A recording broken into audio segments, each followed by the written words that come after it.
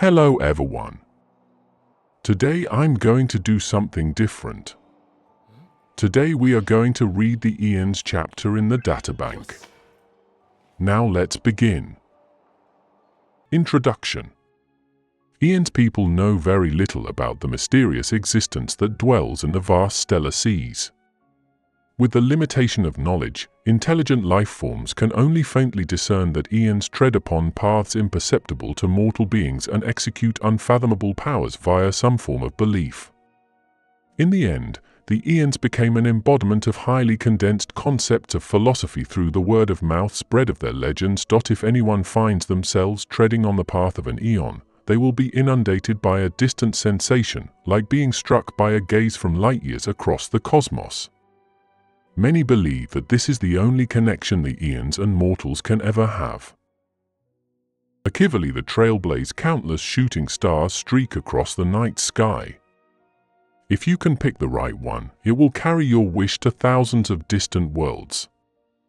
Fables about the Stars by Adrian Spencer Smith. There are three directions on the compass of destiny: the unknown, the known, and the unknowable.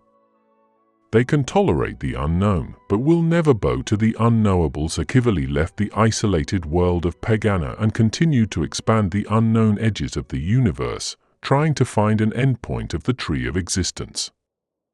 Unfortunately, Akivali's destiny was abruptly ended due to an accident. Nanook the destruction. If the increase of entropy is a fundamental law of the universe, then the heat death would be the inescapable destiny of the material world. So, why is it that we bother to struggle to survive? Expansion, fusion, and then annihilation. If we wish to welcome the new, then we must first embrace the end. From a scientist just before pressing the button for nuclear detonation, 2152 AE. The birth of the universe is a mistake. If civilization is a cancer emerging quietly from the boundless stars, then war is the only common language known to all intelligent life. To correct this mistake and to clean up this tainted universe, Nanook became the avatar of entropy.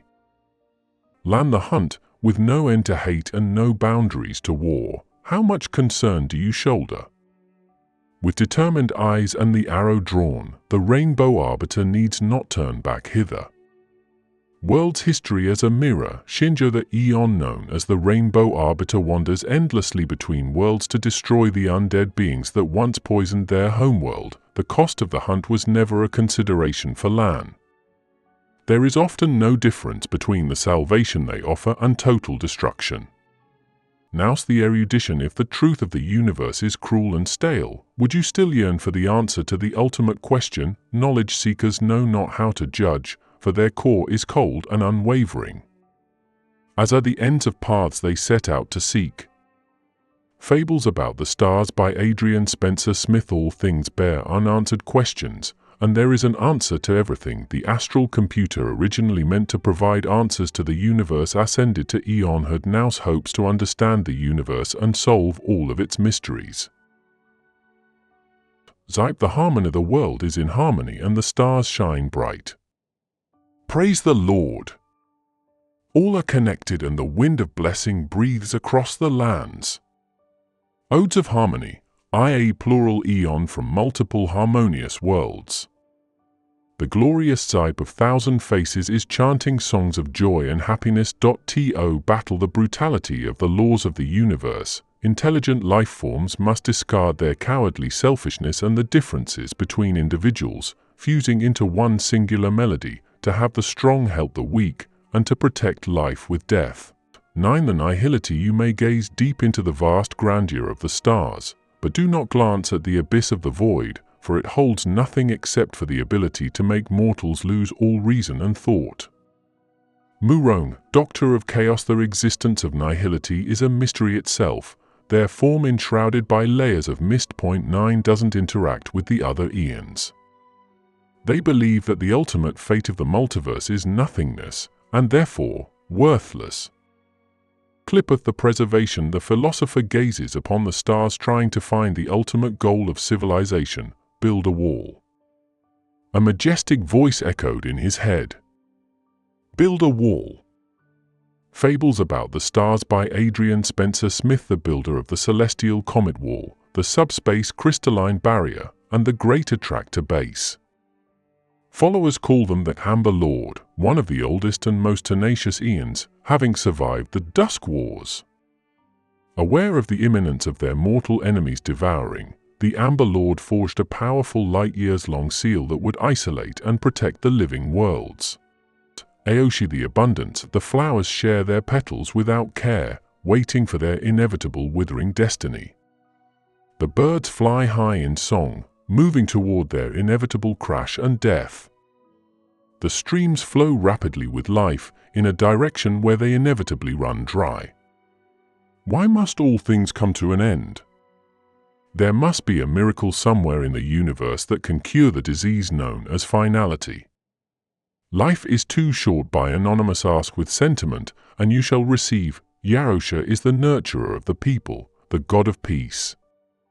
Their presence ensures the existence of life. Yarosha is an Aeon who answers all prayers and cannot bear to see death and the pains of illness.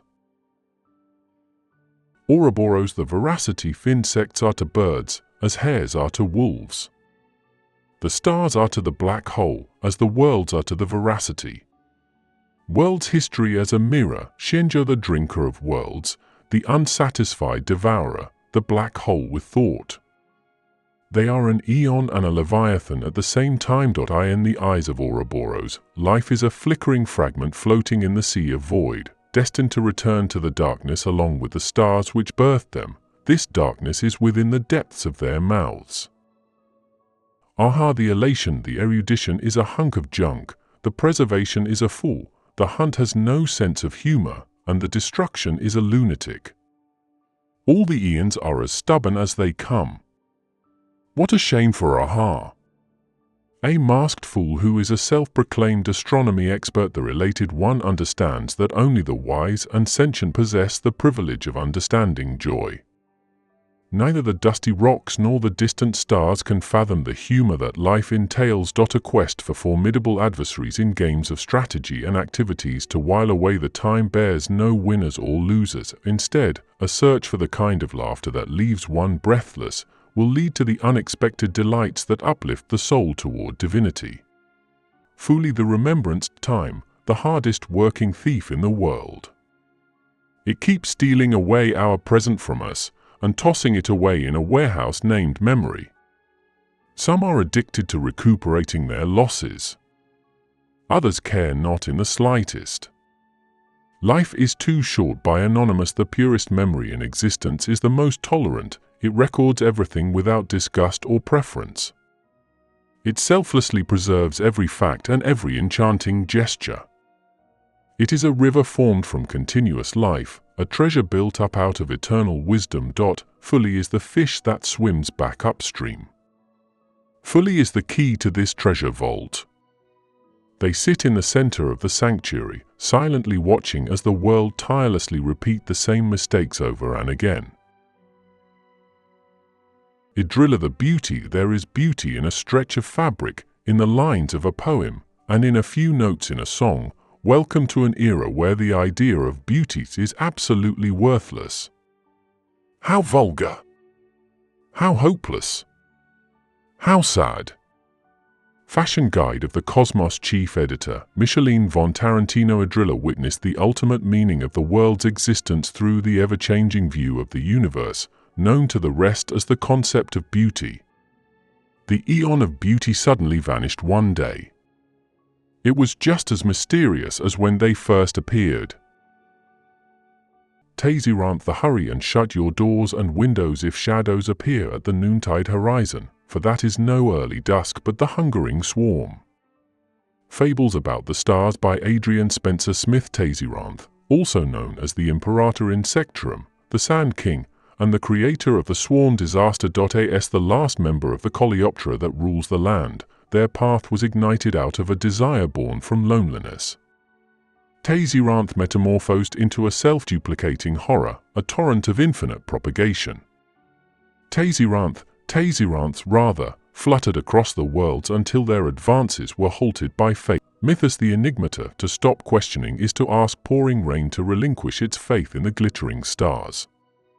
Open yourself to the roaring river of metaphors, and you will find truth awaits, hiding at the end of the night sky, in the swirling rosy storm of a bygone age.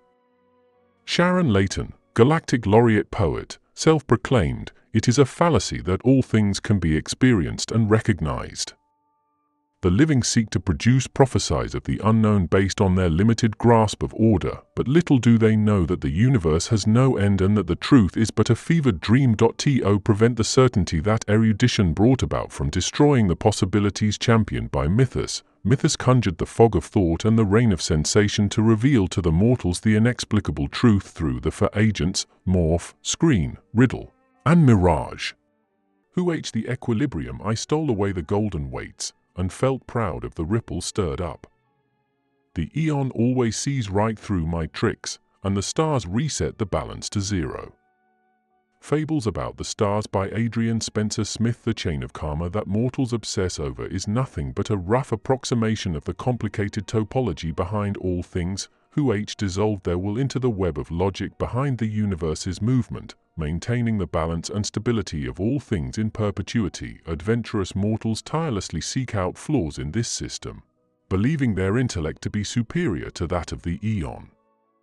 However, little could they imagine that they have already been reduced to strings inside a surveillance system, unable to escape the meticulous network woven by